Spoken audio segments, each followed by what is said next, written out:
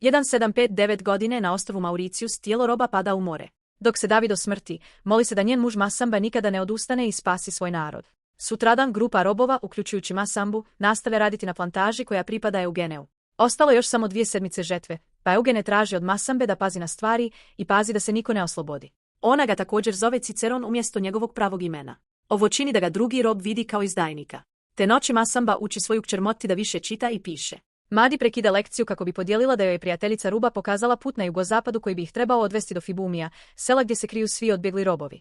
Ona želi pobjeći, ali Masamba to zabranjuje, govoreći da je Fibumi samo mit. Potencijalna opasnost postaje očiglednija kada vide čuvara kako hvata roba vani. Sljedećeg jutra Eugene i njegovi čuvari hvataju drugog roba koji je pokušao pobjeći. Pošto je ovo bio njegov prvi pokušaj, spalili su mu leđa da bi ga obilježili cvijetom ljiljana.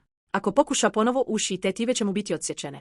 Masamba mora prevesti ovo upozorenje za ostale robove dok čovjek izgubi uši jer je uhvaćen po drugi put. Eugene zatim traži od Masambe da podsjeti sve da je treći pokušaj bijega kažnjiv smrću. Usred noći, Masamba pronalazi Moti u napadu panike nakon što ju je jedan od stražara zlostavljao. Čvrsto je grli i vodi kroz sebe molitvama dok se ne smiri. Nakon toga, Moti insistira na tome da ubiju sve svoje gospodare i pobjegnu, ističući da će ga ostali robovi slijediti kao vođu. Masamba i dalje odbija i zove Moti Kolete, koju mrzi. Moti ne želi izgubiti svoju kulturu. Ali Masamba daje prioritet svojoj budućnosti i nada se da će se uklapanjem u kolonizatore moći zaposliti kao krojačica daleko od plantaže. Nešto kasnije, Masamba je pozvan u glavnu kuću u kojoj Eugene večera sa nekim veoma važnim ljudima. Guverner zna da Masamba govori oba jezika i želi da mu ona pomogne da razumije robove. Pita da li crnce treba osloboditi, ali pošto se Masamba plaši, on odgovara da crnci postoje samo da bi služili. Kad podigne pogled da govori, guverner je uvrijeđen i Eugene odmah izbacio Masambu. Eugeneov sin, Honorore, objašnjava da je on bio taj koji je trenirao Masambu jer je odrastao ovdje na plantaži i brzo shvatio da neki robovi pokušavaju napredovati. Učenje Masambe uvjerilo ga je da su i crnci ljudi. Guverner spominje Madame Lavitstoire, ženu koja lovi odbjegle robove i ima suprotno mišljenje. Nastaje rasprava o tretmanu robova i Eugene mora ušutkati Honore da izbjegne nevolje. Međutim, guverner sada misli da Eugene ne upravlja dobro ovim područjem. Nakon što guverner ode, Eugene šamara Honorea jer je ispljunuo svoja problematična mišljenja. Zatim zove Masambu da objavi da gubi sve svoje privilegije. Isjeći će Caina kao i ostali i neće više živjeti sa svojom kćerkom. Maht će ostati pod Eugeneovim krovom i ako Masamba pokuša protestirati, ubit će. Kad Maht sazna za ovo, pokušava se izbrisati, ali Masamba je zaustavlja i šalje u kuću. Nekoliko sekundi kasnije Masamba čuje lavež pasa i mnoge vriske. Odmah istrčava na polje i pronalazi čuvara u plamenu, ali bez Mahte na vidiku. Ostali čuvari mu kažu da je Maht pobjegla prije nego što ga je poslala u sobu. Sljedećeg jutra, stražari kažu Eugeneu da nisu mogli pronaći Maht. Eugene traži od njih da pozovu gospođu Lavitstoire prije nego što kažu Honoreu da se pridruži lovu kako bi popravio reputaciju porodice. Honore je primoran da prihvati, ali također traži od oca da se bolje odnosi prema Mahi kada je vrati. Nakon toga, Masamba je vezan za zemlju i bičeva nekoliko minuta da ga navede na razgovor, ali nema pojma gdje je Mahi otišao. U tom trenutku dolazi gospođa Lavitstoire sa svojom djecom Josephom i Baptisteom.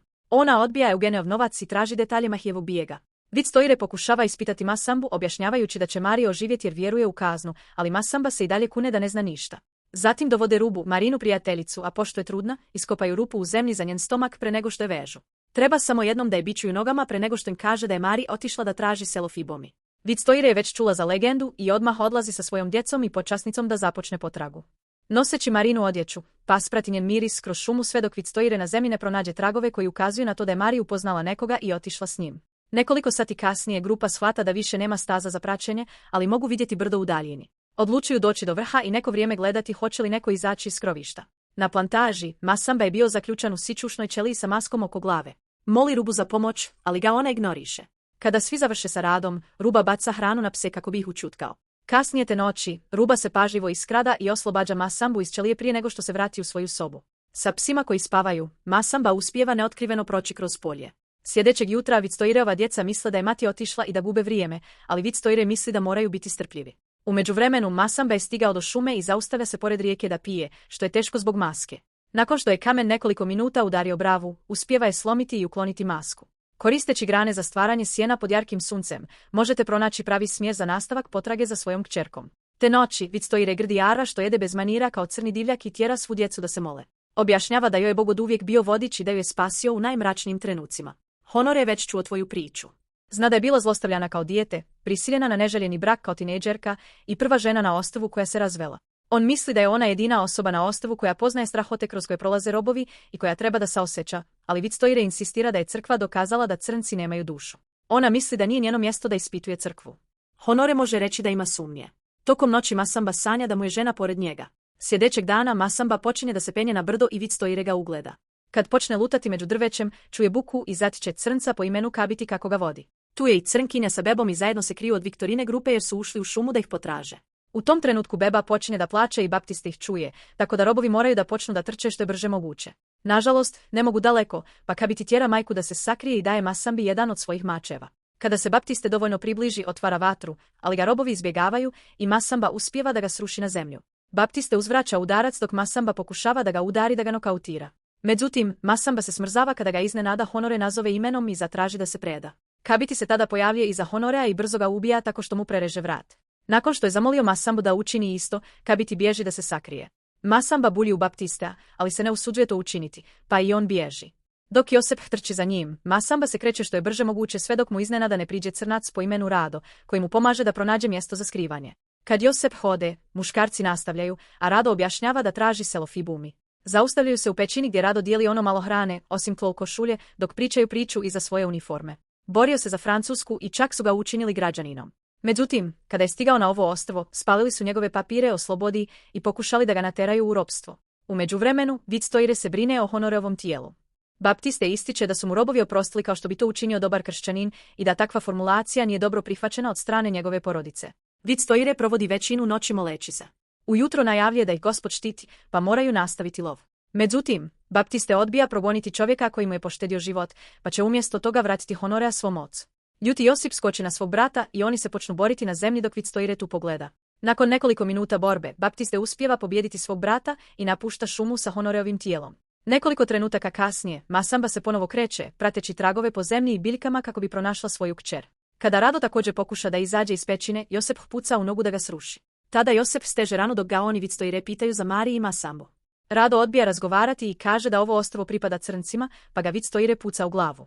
Duo pretražuje pećinu i pronalazi Masambinu staru košulju, tako da sada pas može pratiti njegov miris. Za samo nekoliko minuta pas zatiče Masambu kako prelazi rijeku i skoči da ga napadne, ne sluteći da se iza njih nalazi vodopad. Obojica padaju u jezero ispod i Masamba pokušava da pliva što brže može, ali pas ga lako uhvati i ugrize za ruku. Dok vrišti od bola, Masamba odgurne psa i hvata kamen da smrvi glavu zvijeri do smrti. Na vrhu vodopada, Josep i Vitstoire vide Masambu kako bježe u šumu. Sljedećih nekoliko sati Masamba nastavlja lutati šumom prateći svaki trag koji nađe. Na kraju mora stati i odmoriti se jer gubi previše krvi. Vitstoire i Josep još uvijek traže po kiši i dobiju trag koji im je potreban kada primijete krv na drvetu. Te noći Masamba ponovo sanja o svojoj ženi i od nje prima riječi ohrabrenja, primajući njen blagoslov i obećanje vodstva. Sutradan Masamba stiže na plažu i pronalazi grupu mrtvih robova na pijesku i u vodi. Tu je i uništeni čamac, što znači da ih je oluja spriječila da pobjegnu na Madagaskar. Masamba provjerava sve na obali, ali ne može pronaći Motti, pa se vraća u šumu. Prati čudnu buku i pronalazi neke preživjele, pa ih pita za Motti prije nego što se sruši od bola i suza. Muškarci mu pomažu da ustane i vode ga u pećinu blizu plaže gdje se žene kriju. Ovdje konačno pronalazi Motti i trči da je zagrli, ali ona ne reaguje mnogo. Masamba tada najavljuje da će joj pomoći da pronađe Fibomi, zbog čega se Motti smiješi i konačno vraća zagrljaj. Nakon što Masamba i Mati odu zajedno, Vitstoire i Josep također stižu na plažu i pronalaze sva tijela. Oni prate Masambine tragove u pijesku kako bi nastavili svoj lov, tjerajući Mati i Masambu da se sakriju. Mati kaže da je umorna od skrivanja i Masamba prihvata da je vrijeme da se napravi plan. Te noći Masamba pravi tradicionalni ritual da obnovi obećanje svojoj ženi i traži hrabrost da se bori sa svojim neprijateljima. Dok se mjesečina kreće oko njega, Masamba čuje glas svoje žene kako govori da su sada jedno prije nego što počne kiša.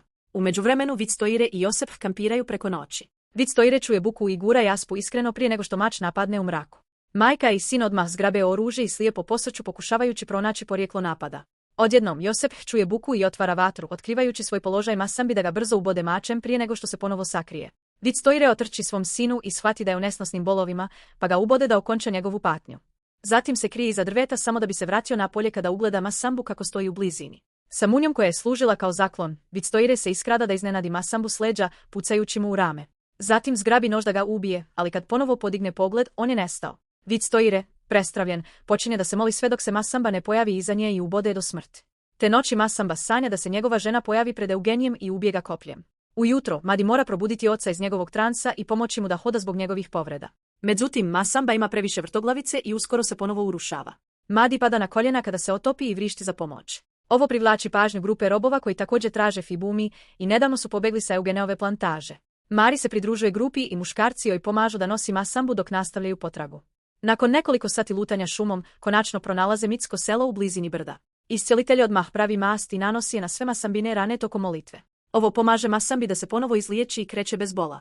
Te noći mještani pozdravljaju masambu i Mari u svojoj zajednici i komentiraju neke razlike u njihovim kulturama, jer su mnogi od ovih robova rođeni na ovom ostrvu, a ne u Africi. Masamba dijeli priče o svom prvobitnom plemenu i kako je njegova žena ubijena na brodu kolonizatora jer je odbila da bude rob.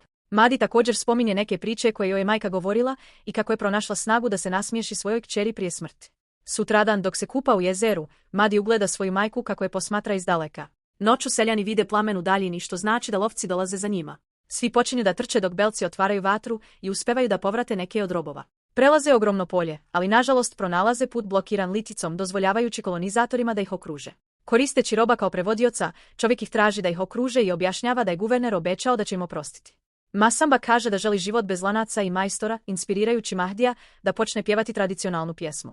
Seljani pjevaju prije nego što se izbrišu, birajući kraj umjesto ropstva.